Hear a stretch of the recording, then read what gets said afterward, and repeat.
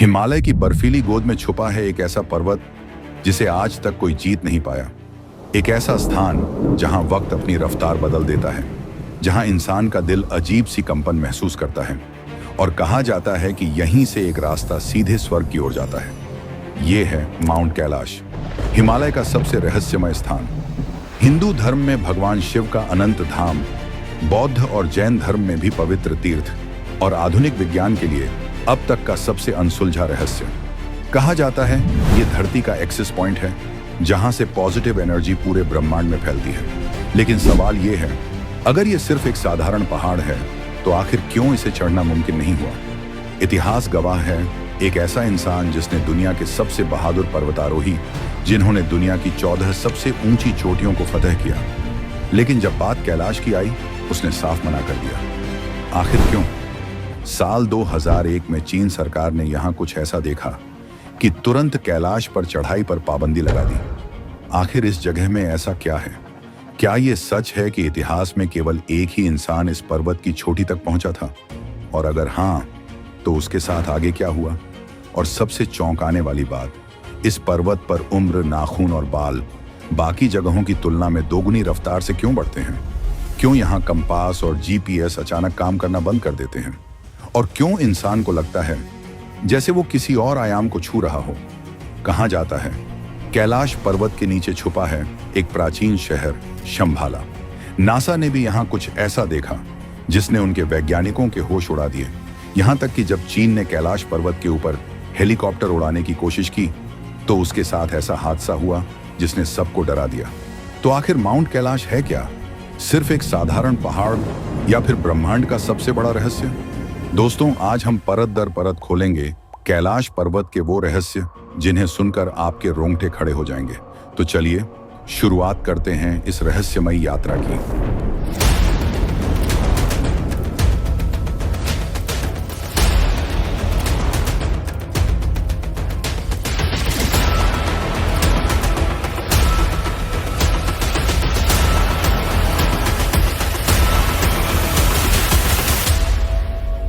क्या कैलाश मानसरोवर कभी भारत का हिस्सा था? इस प्रश्न का उत्तर सिर्फ भौगोलिक नहीं बल्कि आध्यात्मिक इतिहास से जुड़ा है। हजारों वर्षों से हमारे ऋषि मुनि, साधु संत और योगी हिमालय की कठिन राहों को पार करते हुए कैलाश मानसरोवर की पवित्र यात्रा पर जाते रहे हैं। यह यात्रा सिर्फ एक तीर्थ नहीं बल्कि आध्यात्मिक चेतना का केंद्र मानी जाती है। लेकिन अफसोस की बात है कि आज इस यात्रा के लिए हमें चीन सरकार से अनुमति लेनी पड़ती है। साल 2020 के बाद कोरोना महामारी और भारत चीन सीमा विवाद की वजह से कैलाश मानसरोवर यात्रा पूरी तरह से बंद कर दी गई थी। लेकिन अब 2025 में एक बार फिर कैलाश मानसरोवर यात्रा शुरू हो चुकी है। असल कहानी शुरू होती है 1951 से, जब चीन ने तिब्बत पर हमला कर उसे धीरे धीरे अपने नियंत्रण में लेना शुरू किया और 1959 तक चीन ने तिब्बत पर पूरा कब्जा कर लिया। उस समय तिब्बत के आध्यात्मिक गुरु दलाई लामा को अपनी जान बचाने के लिए भारत आना पड़ा।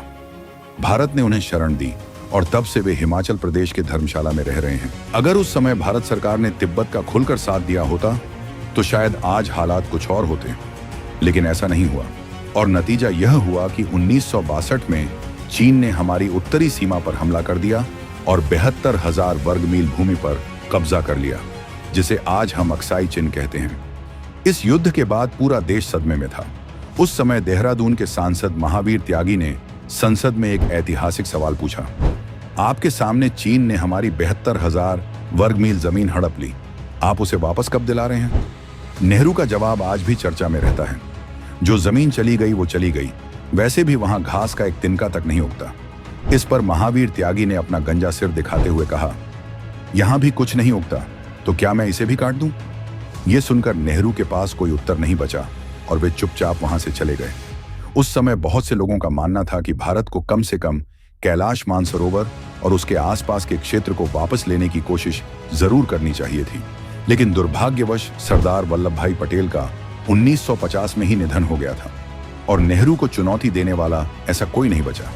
आज जब हम कैलाश यात्रा के लिए चीन से अनुमति मांगते हैं तो क्या यह हमारे आत्मसम्मान पर एक अपमानजनक चोट नहीं है?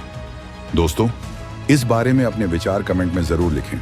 कैलाश पर्वत धार्मिक दृष्टि से अत्यंत पवित्र माना जाता है क्योंकि यह केवल एक पर्वत नहीं बल्कि आस्था, अध्यात्म और ब्रह्मांडीय ऊर्जा का केंद्र है। और चारों प्रमुख धर्मों में इसका अपना महत्व है। हिंदू परंपरा में यह भगवान शिव का निवास स्थल है। बौद्ध मान्यताओं में इसे मेरु पर्वत की भांति ब्रह्मांडीय अक्ष का प्रतीक माना गया है। जैन धर्म के अनुसार यही वह स्थान है जहां पहले तीर्थंकर ऋषभदेव को मोक्ष प्राप्त हुआ था। और बोन संस्कृति में कैलाश को प्राचीन जांगजुंग साम्राज्य का केंद्र और आकाश देवी सिपामे का धाम कहा गया है। इन सभी दृष्टांतों ने मिलकर कैलाश पर्वत को एक अद्वितीय आध्यात्मिक महिमा प्रदान की है। संस्कृत में कैलाश शब्द का अर्थ है स्फटिक या क्रिस्टल, जबकि तिब्बती भाषा में इसे कंग ऋणपोछे कहा जाता है, जिसका अर्थ है बर्फीला रत्न, जो इसकी दिव्य शांति, पवित्रता और अलौकिक ऊर्जा का प्रतीक है। कैलाश पर्वत को पौराणिक ग्रंथों में स्वर्ग की सीढ़ी कहा गया है।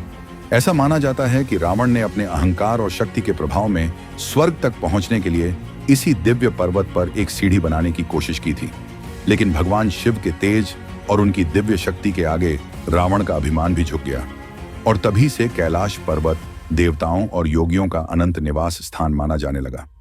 महाभारत के महाप्रस्थान पर्व के अनुसार पांडव अपनी पत्नी द्रौपदी के साथ मोक्ष की प्राप्ति के लिए कैलाश पर्वत की ओर प्रस्थान करते हैं। यह यात्रा केवल एक अंत नहीं बल्कि आत्मा की मुक्ति की ओर बढ़ता एक दिव्य मार्ग थी। कठोर हिमालयी मार्गों पर चलते हुए एक एक कर द्रौपदी और चारों पांडव गिरते गए। किसी ने अहंकार छोड़ा नहीं, किसी ने प्रेम में आसक्ति, परंतु युधिष्ठिर अपने सत्य, धर्म और निष्कलंक जीवन के कारण मृत शरीर के साथ नहीं बल्कि देह सहित स्वर्ग में प्रवेश करने वाले एकमात्र मनुष्य बन गए।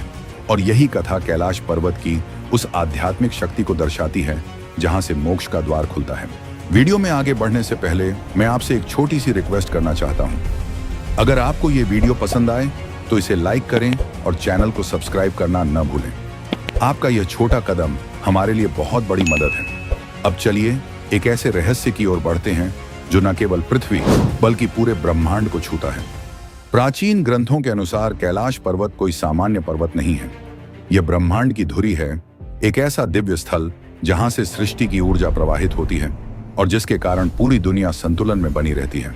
सोचिए, इस पर्वत की शक्ति इतनी प्रबल है कि यह पृथ्वी के अन्य पवित्र स्थलों से जुड़ा हुआ है, जैसे मिस्र के महान पिरामिड, ईस्टर द्वीप, स्टोनहेंज और मैक्सिको के पिरामिड। ये सभी मिलकर बनाते हैं एक अदृश्य ऊर्जा ग्रिड जो कैलाश की दिव्यता को और भी बढ़ा देता है। अधिक चौंकाने वाला तथ्य यह है कि कैलाश पर्वत और स्टोनहेंज की दूरी है ठीक 6,666 किलोमीटर और यह उत्तरी ध्रुव से भी 6,666 किलोमीटर दूर स्थित है। वहीं दक्षिणी ध्रुव से इसकी दूरी है 13,332 किलोमीटर। क्या यह संयोग है या कुछ गहरा रहस्य? शायद यही कारण है कि यह पर्वत पृथ्वी का सबसे रहस्यमय और शक्तिशाली स्थान माना जाता है। हर साल भारत से हजारों तीर्थयात्री और पर्यटक इस पर्वत की परिक्रमा करने आते हैं, जिसे कोरा कहा जाता है। कोरा का अर्थ है किसी पवित्र स्थल की दक्षिणावर्त दिशा में आध्यात्मिक परिक्रमा।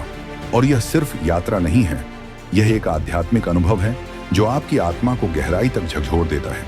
कुछ तीर्थयात्रियों ने यहाँ ऐसा अनुभव किया कि कैलाश की घाटियों में समय स्वयं बदल जाता है। बताया जाता है कि यहाँ बिताए गए 12 घंटे बाहर की दुनिया के 2 से 3 हफ्तों जैसे लगते हैं। कुछ लोगों ने महसूस किया कि उनके बाल और नाखून अचानक तेजी से बढ़ने लगे। विज्ञान इसे कैलाश के अत्यंत शक्तिशाली चुंबकीय क्षेत्र से जोड़ता है, जो मानव शरीर पर असाधारण प्रभाव डाल सकता है। वहीं अध्यात्म कहता है, यहाँ की दिव्य ऊर्जा इतनी प्रबल है कि समय और स्थान भी अपना मायना खो देते हैं। यहाँ कदम रखते ही ऐसा अनुभव होता है जैसे हम किसी अन्य आयाम में प्रवेश कर रहे हों। और यह सब केवल कल्पना नहीं, कैलाश पर एक अद्भुत चुंबकीय क्षेत्र है जो कंपास, रेडियो और अन्य तरंग आधारित उपकरणों को पूरी तरह बाधित कर देता है। यदि आप यहाँ कंपास लेकर जाएं तो उसकी सुई अनियमित घूमने लगती है और उत्तर दिशा का कोई संकेत नहीं देती। कुछ कहते हैं यह क्षेत्र देवताओं की ऊर्जा से भरा हुआ है। यहाँ न तो ड्रोन उड़ सकते हैं और न ही हेलीकॉप्टर टिक सकते हैं। इसीलिए कैलाश पर्वत पर उड़ान भरना आज भी पूरी तरह वर्जित है। कैलाश पर्वत केवल एक पर्वत नहीं, यह एक अनंत रहस्य, दिव्यता और ऊर्जा का केंद्र है। हर घाटी, हर चट्टान और हर हवा की गति यहाँ कुछ कहती है, कुछ ऐसा जिसे समझ पाना आम इंसान के लिए नामुमकिन सा है, जो समय और स्थान तक को अपने अधीन कर सकती है।